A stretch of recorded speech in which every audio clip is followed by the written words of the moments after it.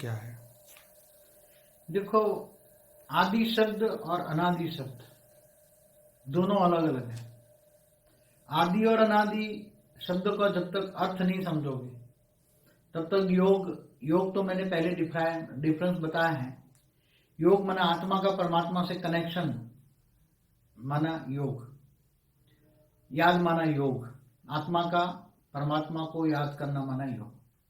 अब आदि परमात्मा और अनादि परमात्मा वो समझना पड़ेगा ना। बिल्कुल। आदि परमात्मा किसको कहेंगे और अनादि परमात्मा किसको कहेंगे? जो आदि माने जो शुरुआत करता है। जैसे हमारी ब्रह्मांड की आदि माना शुरुआत। हमारे ब्रह्मांड की आदि में कौन था? आदिनाथ आदिनाथिनी, जिसको प्रथम पुरुष कहते हैं, आदि पुरुष और आदि प्रकृति। तो आदि पुरुष है शिव, आकारी रूप, जो निराकार शिव है, जो परम धाम का मालिक है, जो रचयिता है, इस ब्रह्मांड का रचयिता शिव है।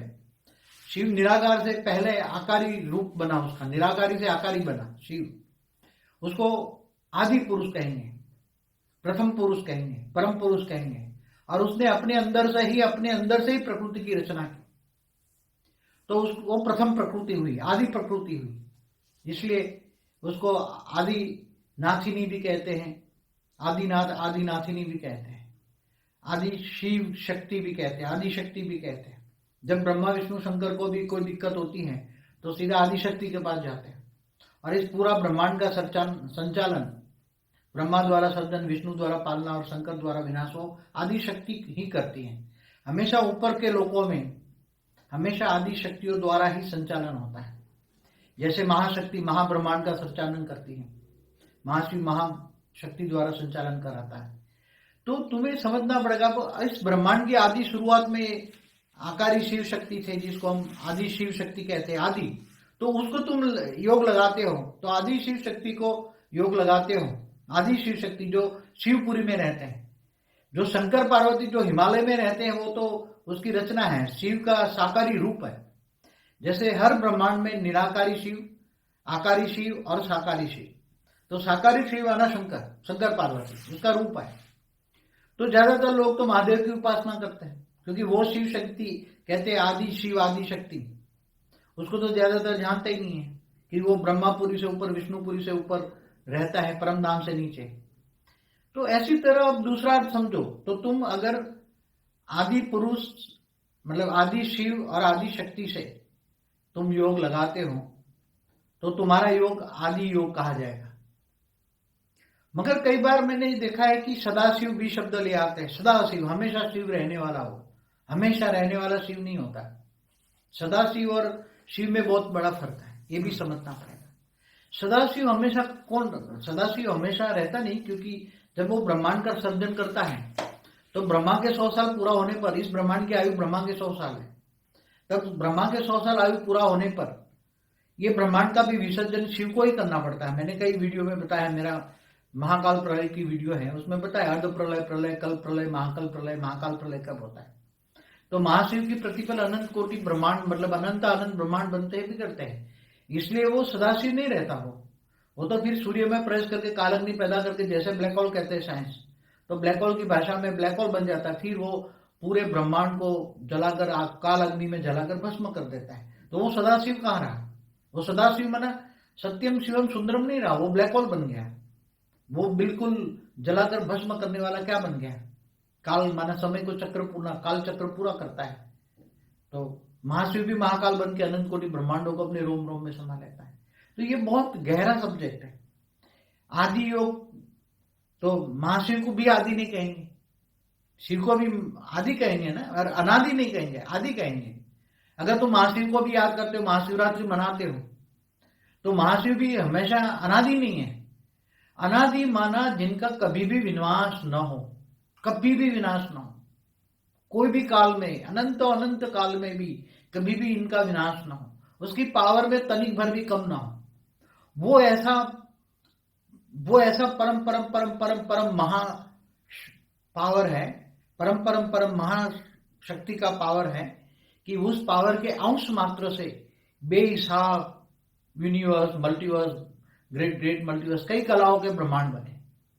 कई अनंत कलाओं के ब्रह्मांड बने। यहाँ धरती पर तो कोई इतना कोई जानते नहीं है, क्योंकि यहाँ तो शिव तक आ जाते हैं, इसलिए वो बात खत्म हो जाती है, शिव को ही सब कुछ कह देते हैं। तो सदाशिव किसको कहेंगे? सदाशिव, शिव, सदाशिव, महाशिव, परम महाशिव। यूनिवर्स को क्रिएट करने वाले को परम महाशिव कहेंगे। महाशिव, महा ब्रह्मांड माना गैलेक्सी माना आकाश गंगा का मालिक है। तो तुम्हारा कनेक्शन किससे है? तुम्हारा शिव में भी तीन रूप है। निराकारी शिव जो परमधाम में रहता है, ब्रह्मलोक रहते हैं, जिनको ब्रह्मपुरी में कहते हैं, ब्रह्मलोक कहते हैं।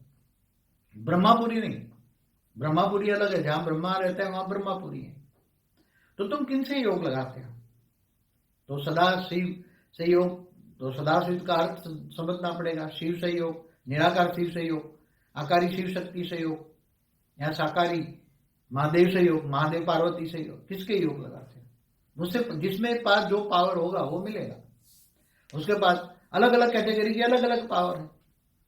परब्रह्म जिसको कहते हैं वो निराकार शिव को कहते हैं, परब्रह्म परमेश्वर कहते हैं। मगर इससे भी अनादि, जिनका कभी मतलब मतलब नहीं, नाद माना आवाज माना ईश्वर, ईश्वर के पास जहां तक कोई आवाज भी नहीं जा सकती, वहां तक कोई आवाज भी नहीं होती, न जा सकती, तुम्हें उसको याद करना है। तो वो है ऑलमाइटी ऑथोरिटी।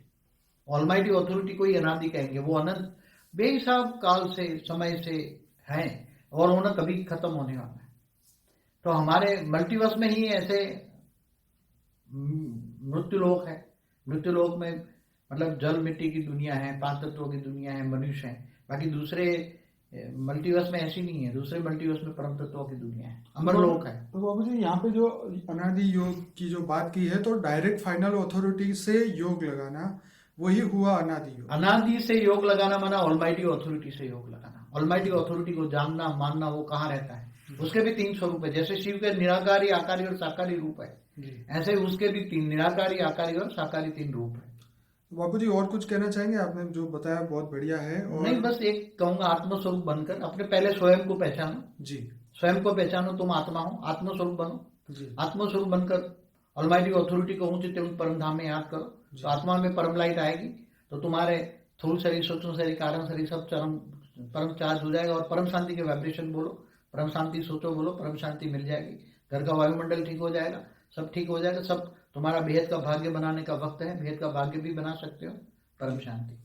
बहुत बहुत धन्यवाद बाबू जी, आपका बहुत बहुत धन्यवाद। और सभी श्रोताओं को कहूँगा कि हमारा अनस्पोकन ट्रूथ बाय बापू जी का प्लेलिस्ट